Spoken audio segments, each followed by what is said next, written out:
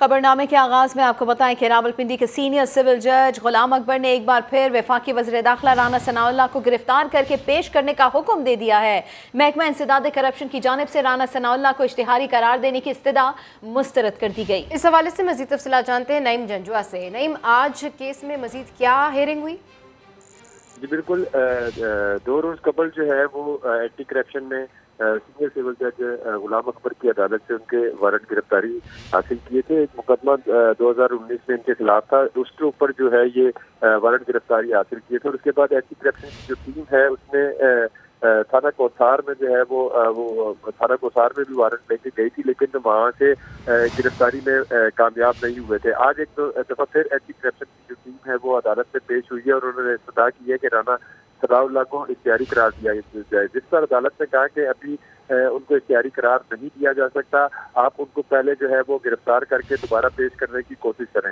अब अभी थोड़ी देर पहले एंटी करप्शन की जो टीम है वो दोबारा एक दफा थाना सेक्रेटेरिएट इस्लामाबाद में पहुंची है और उनकी कोशिश है कि इन जो वारंट गिरफ्तारी है इस पर अमल दरामद किया जा सके। ठीक है, अपडेट करने के लिए शुक्रिया।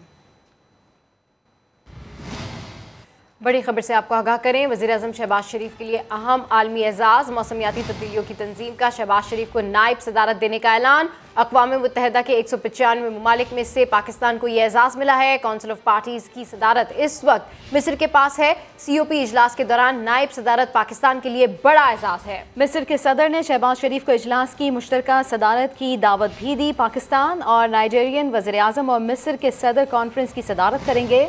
कॉन्फ्रेंस ऑफ पार्टीज़ का इजलास जो है वो मिस्र में 6 से 18 नवंबर को होगा। इजलास में आलमी सरबराहान, मालियाती इदारों और थिंक टैंक्स के हुक्काम शरीक होंगे।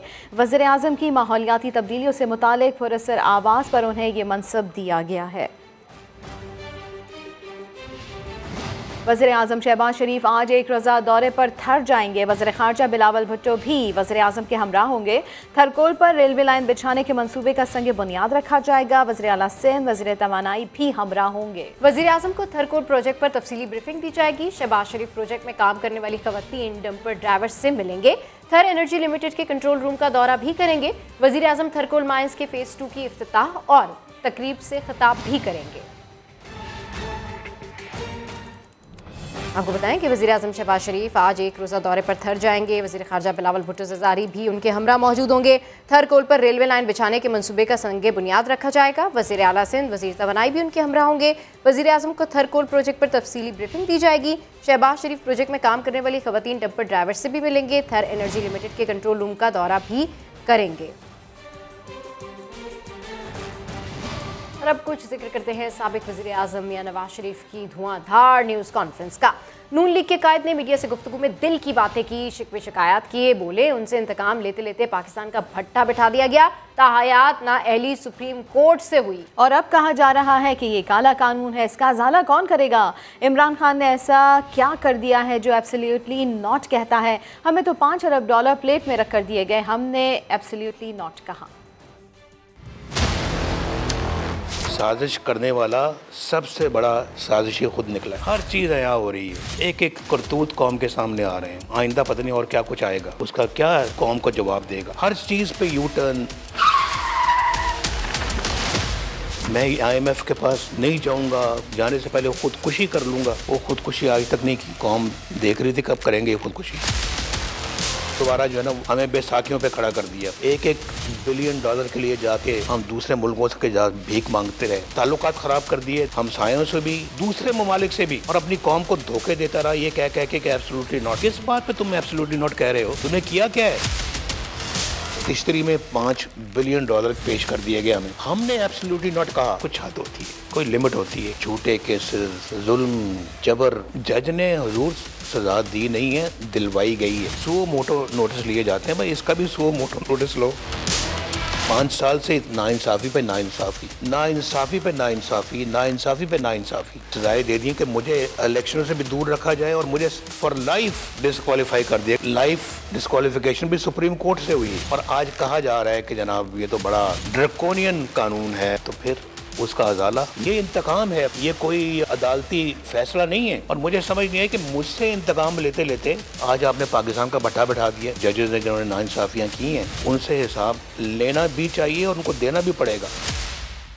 बेगम कुलसूम नवाज की बीमारी के दौरान शरीफ खानदान पर क्या बीती, नवाज शरीफ ने सब बता दिया। मीडिया से गुफ्तगू में कहा, अहलिया बिस्तर मर्ग पर थी, मैंने मिन्नतें की मगर मेरी बात नहीं करवाई गई। अहलिया का इंतकाल हुआ तो मरियम नवाज को मुश्किल से संभाला।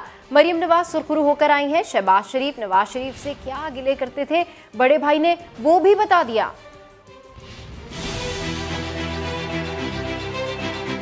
मुझे वो सब मनाजर याद आ रहे हैं, किस तरह से मेरी वाइफ डेथ बेड पे थी, किस तरह से हमें जुल्म का निशाना बनाया जा रहा था कि ये बताने के लिए कि जी आपकी बीवी बीमार है, मरना भी पड़ता है। ये जुमले जो कसे उनके सीने में कोई दिल नहीं। मैंने उनको मिन्नतें की, मैंने कहा मेरी बात करा दें, मेरी बीवी बीमार है और उनकी तबीयत ठीक नहीं है। नहीं कराई बात। 3 घंटे के बाद मेरे पास आते हैं कि जी हमें बड़ा दुख है जी आपकी बेगम फौत। अंदाज़ा कर सकते हैं कि मेरे ऊपर क्या गुजरी होगी।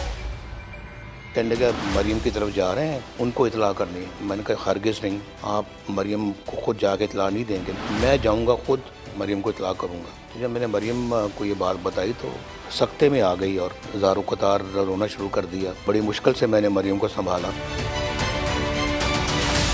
आज तो मरियम माशाल्लाह सुरखरू होके पाकिस्तान से आई है, अपना मुकदमा जीत कर आई है। मुकदमा झूठा था तो फिर ये 200, 250, 300 पेशियां क्यों भुगती गई, जेलों में क्यों जाना पड़ा, इसका भी तो कोई हिसाब देना। जैसे कि एक बहादुर बेटी अपने बाप का साथ देती है, मरियम ने वो सबूत दिया है। माशाल्लाह मुझे फ़ख्र है मरियम। मेरे भाई शहबाज शरीफ साहब भी उसके मोतरफ हैं, पार्टी माशाल्लाह इस मोतरफ है इस बात की। मेरी वालदा साहब का मैं आपको एक बात बताऊँ, मुझसे खुसूसी प्यार करती थी। वो पिंडी वाली जेल है, वहाँ आके जब मुझे हफ्ते में एक दफ़ा जब मिलती थी तो मुझे कहती थी मैंने अब तुम्हारे बगैर वापस नहीं जाना। कि नहीं हम नहीं कर सकते। उनके नहीं फिर मैं भी इनके साथ यहाँ रहूँगी। शहबाज साहब को ये गिरा ही रहा है हमेशा, ये आपसे अम्मी ज़्यादा प्यार करती थी। जब उन्होंने जान दी तो बिल्कुल मेरे हाथों में।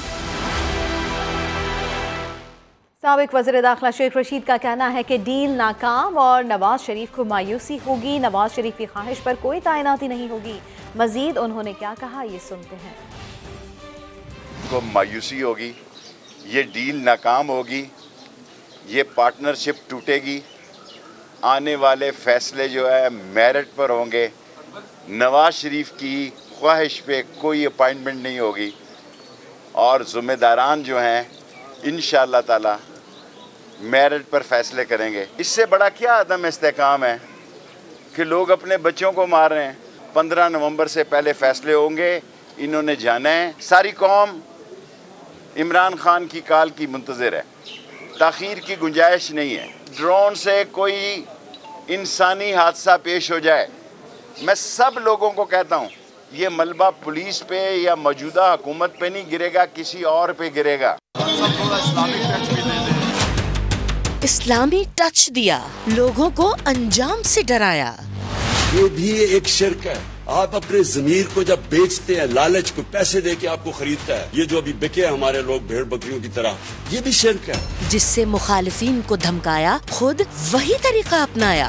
5 तो मैं खरीद रहा हूँ ना, मेरे पास है 5 मैसेज देनी है कि वो जो 5 है ना, वो 5 बड़े इम्पोर्टेंट है। इख्तिदार की लालच में भूल गए खुद क्या कहते थे।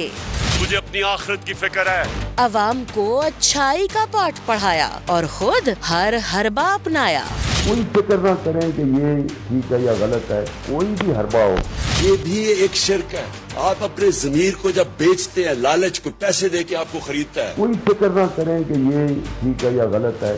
अब तो बस ये कहने को जी चाहता है, इतनी न बढ़ा पाकिए दामा की हिकायत, दामन को जरा देख, जरा बंदे कबा देख। 5 तो मैं खरीद रहा हूँ ना, मेरे पास है 5 मैसेज देनी है कि वो जो 5 है ना, वो 5 बड़े इम्पोर्टेंट है। ये भी एक शिर्क है। वज़ीर-ए-आज़म शहबाज शरीफ ने साबिक वज़ीर-ए-आज़म को आईना दिखा दिया। बोले कौम के इत्तेहाद को पारा पारा किया गया। रियासत मदीना की मिसाल देने वाला अदालत को जवाब देने को तैयार नहीं। बुहतान, झूठ और तोहमतें लगाकर मुखालिफिन को नाहक कैद में डाला गया। मिसाल रियासत मदीना की, लेकिन आम शहरी तो दूर, अदालत और जज को भी हम जवाब देने पर तैयार न हों। बुहतान, झूठ और तोहमतें लगाकर मुखालिफिन को नाहक कैद खानों में डाल दिया जाए। क्या ये तर्ज अमल रियासत मदीना के किसी मानने वाले का हो सकता है? कौम के इत्तेहाद को पारा पारा, माशरती ताने बाने को उधेड़ कर रख दें और बातें रियासत मदीना की 3 करोड़ 30 लाख सैलाब मुतासरीन तबाही और बर्बादी की खामोश तस्वीर बने हुए। क्या हमारा जज्बा और इसार अंसारे मदीना वाला है? मेरा घर तो रेगुलराइज हो जाए और दीगर घर गिरा दिए जाएं। क्या ये रियासत मदीना में मुमकिन था? बैतुल माल या तोशा खाना जाती कमाई का जरिया बन जाए। क्या रियासत मदीना में इसका तसव्वुर था? दस्तूर को ना मानने, कानून को ना माने, अदालत को ना माने, क्या रियासत मदीना में इसका तसव्वुर हो सकता था? ये वतन अजीज बड़ी कुर्बानियों से हासिल हुआ है। इसे गुमराह कुन नजरियात, इंतशार और फसाद से बचाना होगा। फॉरेन फंडिंग केस में तहरीक इंसाफ के हामिद जमान के खिलाफ FIA तहकीकात से मुतालिक रिपोर्ट सामने आ गई। इंसाफ ट्रस्ट के नाम पर खोले गए बैंक अकाउंट्स में बैरून मुल्क से 6,25,000 अमरीकी डॉलर्स आए। रिपोर्ट में किए गए दीगर इंकशाफात से आगाह कर रहे हैं अरशद अली अपनी इस रिपोर्ट में।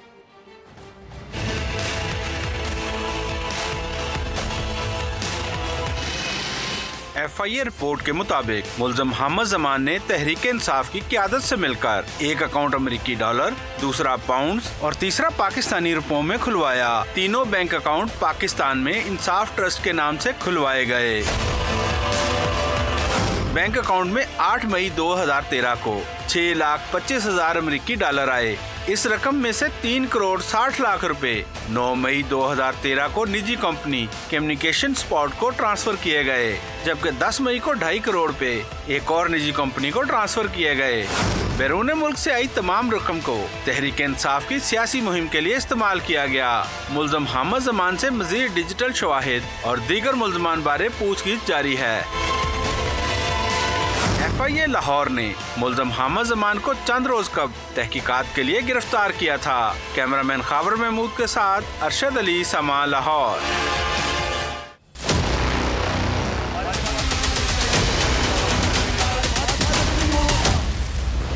पिछली हुकूमतों पर इल्जाम तराशियां, तारीखी कर्जे लिए गए हैं, हमारे पास कोई तरीका ही नहीं है कर्जे वापस करने का। पैसा किधर से आएगा? 13,000 से 27,000 अरब रुपया पे आज कर्जा पहुंच गया। कर्ज लेना पड़े तो तमाम रिकॉर्ड्स तोड़ दिए। PTI दौरे हुकूमत में मुल्क की तारीख के सबसे ज्यादा कर्जे लिए गए। हुस्नी मुबारक, सद्दाम हुसैन, कर्नल गद्दाफी, शाह फरहान जवाबदेह नहीं था। जमहूरियत है, बादशाह में नहीं होता। लेकिन इमरान खान आप जवाबदेह हैं। शौकत तरीन ने तो रिकॉर्ड तोड़ कर्जों का एतराफ किया। अरे भाई 80% तो नहीं बढ़ा वो सालों में, वो ठीक है, उसमें 76% जरूर बढ़ा है। लेकिन इमरान खान की मैं ना मानू की जिद ने मुल्क को डुबो दिया। इनको तकलीफ में पहुंचाऊंगा, इनको रुलाऊंगा मैं। इस्लामाबाद हाई कोर्ट में इस्लामाबाद में दफ़ा 144 के निसाफ के खिलाफ असद उमर की दरख्वास्त काबिल समाअत होने पर फैसला महफूज कर लिया गया। चीफ जस्टिस ने कहा सुप्रीम कोर्ट तय कर चुकी है कि पुरअमन एहतजाज के लिए इजाज़त लेना होगी। चीफ जस्टिस ने वाज़ेह किया कि अमन व अमान बरकरार रखना इंतजामिया का काम है, अदालत मुदाखलत नहीं करेगी। इसकी मज़ीद तफसीलात जानते हैं सुहेल रशीद से। जी सुहेल, अपडेट कीजिए। लेकिन ये PTI रहनुमा असद उमर की जानिब से इस्लामाबाद हाईकोर्ट में दरखास्त दर्ज की गई थी। उनका मौक़िफ़ था कि दफ़ा 144 का जो कानून है ये है ही गैर कानूनी, इसे करारदन करार दिया जाए। इस पर चीफ जस्टिस ने यह इस्तफसार किया कि क्या PTI का विफाक में हुकूमत में थी तो उसके दौरान दफ़ा 144 नाफिज नहीं होता था, और अब जिन सूबों में उसकी हुकूमत है क्या वहाँ पर इसका इतलाज नहीं हो रहा? बेहतर होगा कि PTI की जहाँ हुकूमत है वहाँ से पहले इसका खात्मा करे, उसके बाद यहाँ पर आए तो उसको सुनेंगे।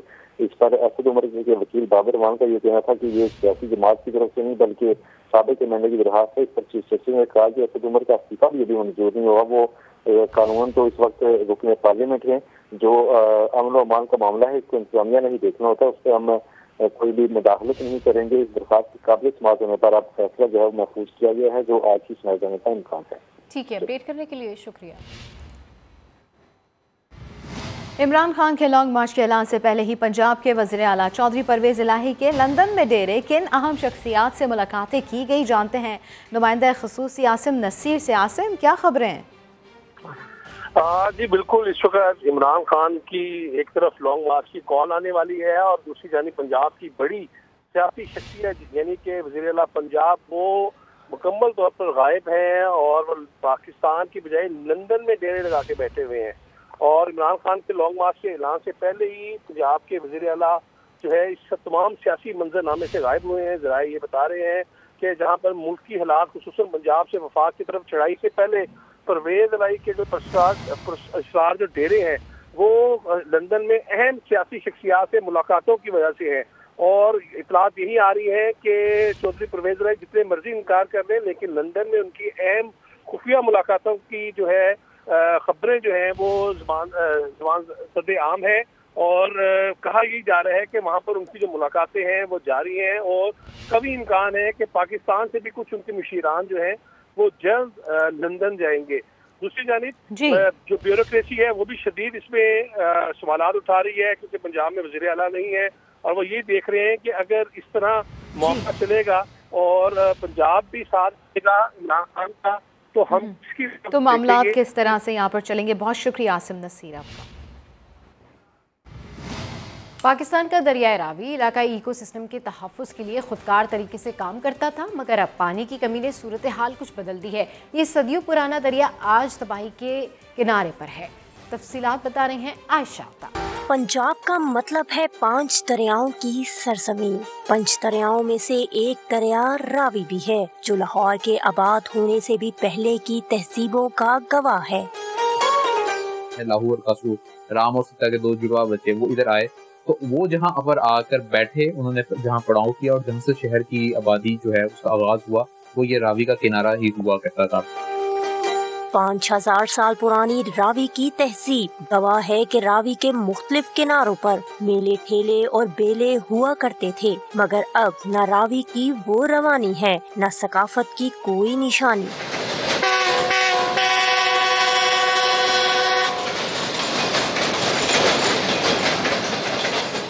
कहते हैं दरिया खुश्क हो जाएं तो तहजीबें भी उजड़ जाती हैं।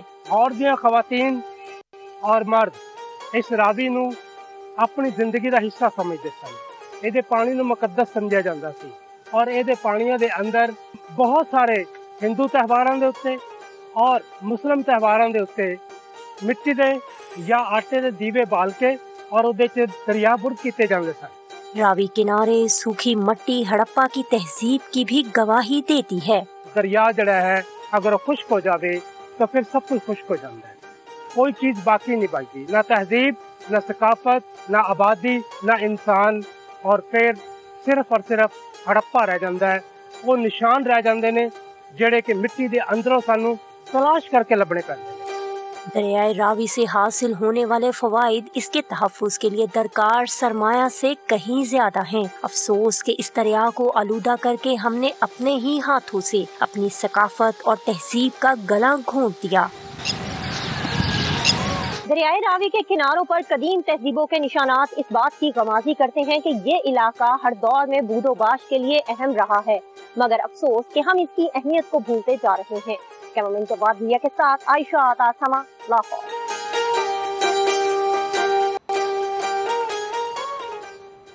रूडा मंसूबे के लिए लाहौर में किसानों से ज़मीनें छीनने वाली पंजाब हुकूमत ने सरगोदा में भी आवाम को छतों से महरूम करना शुरू कर दिया।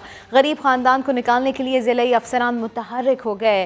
रेवेन्यू रिकॉर्ड तक तब्दील कर दिया गया। गरीब खानदान ने 62 अफराद के खिलाफ अदालत से रुजू कर लिया। नदीम खान की रिपोर्ट।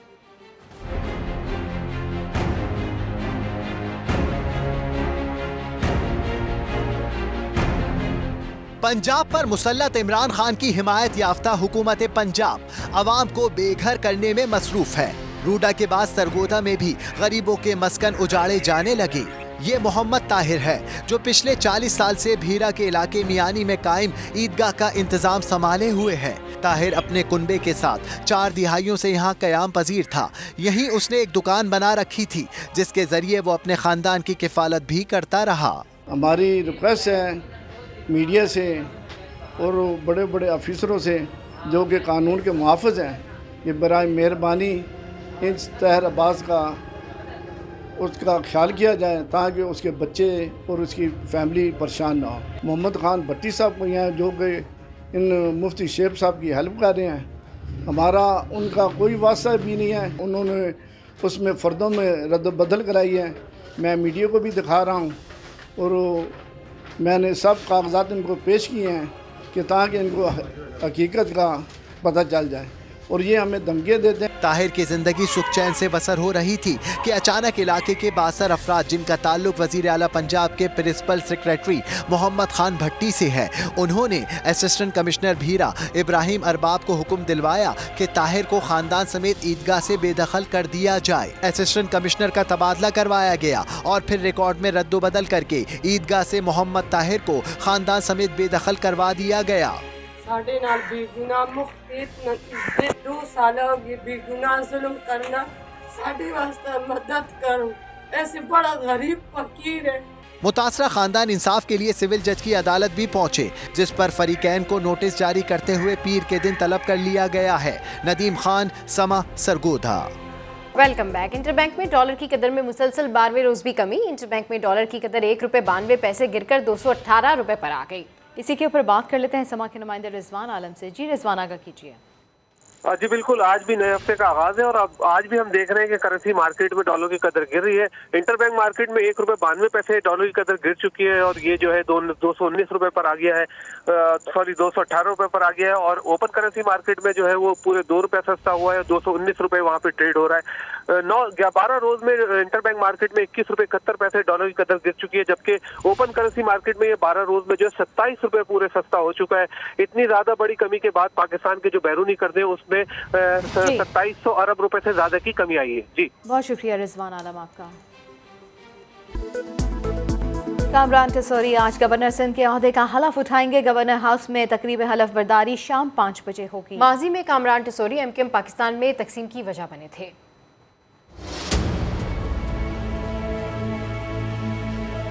2018 में एमकेएम पाकिस्तान की रुकनियत से महरूम और पार्टी में इख्तलाफात का सबब बनने वाले कामरान टेसूरी को पार्टी में वापस आते ही सिंध की गवर्नरी मिल गई है। ये वही कामरान टेसूरी हैं जो एमकेएम पाकिस्तान में तकसीम की एक वजह थे। 2018 के आम इंतखाबात से पहले कामरान टेसूरी ने इख्तलाफात का बरमला इजहार भी किया था। इंतखाबी नताइज ही भादराबाद में बैठी हुई 8 रुकनी टोला और उनकी राब्ता कमेटी के मुकद्दर और मुस्तकबिल का फैसला करेंगे। किसी से राय नहीं ली गई, हमारी राय से इत्तेफाक नहीं किया गया, जो पीआईबी ने नाम दिए थे उनको कंसीडर नहीं किए गए। फारूक सत्तार के अपने साथी से इख्तलाफात और उनकी पार्टी रुकनियत खत्म होने की एक वजह कामरान टेसूरी की हिमायत भी थी। एज ए कारकुन मैं यहाँ खड़ा हूँ, कारकुनों के साथ खड़ा हूँ, अपने साथियों के साथ खड़ा हूँ और जब मीटिंग अंदर खत्म होगी तो फारूक भाई के साथ चलेंगे। तो आपको फारूक भाई ने कहा बाहर खड़े होने के लिए, क्या आप बाहर रुके या आप खुद अपनी मर्जी से रुके? नहीं, फारूक भाई ने कहा कि अंदर लोगों को एतराज़ है आपके ऊपर, तो मैंने कहा फारूक भाई आप जाएं, मैं यहाँ खड़ा हूँ। कामरान टेसूरी को सेनेट का टिकट देने के मामले पर भी पार्टी में इख्तलाफात पैदा हुए थे। कुछ साथी राजी थे, कुछ नहीं, लेकिन मैंने वहाँ पर बात की। फारूक भाई, ये सब कारकुनों को पता होना चाहिए और मीडिया को भी पता होना चाहिए कि अगर मुझे नहीं बुलाया गया या मुझे फारूक भाई नहीं ले गए तो मैंने कौन सी ऐसी गलती की है इस तहरीक में। 4 साल बाद गुज़िश्ता माह न सिर्फ कामरान टेसूरी की पार्टी में वापसी हुई बल्कि उन्हें डिप्टी कन्वीनर जैसा अहम ओहदा भी दोबारा दे दिया गया, जबकि इससे पहले 2017 में पार्टी में शमूलियत के 1 साल के अंदर ही उन्हें राब्ता कमेटी का रुकन और डिप्टी कन्वीनर बनाया गया था। सोने के कारोबार से वाबस्ता कामरान टेसूरी ने सियासी सफर परवेज मुशर्रफ दौर से किया था। एमकेएम से पहले वो फंक्शन लीग से भी वाबस्ता रहे। बुलेटिन से फिलहाल इतना ही। एक ब्रेक के बाद हाजिर होंगे हेडलाइंस के साथ। देखते रहिए समा।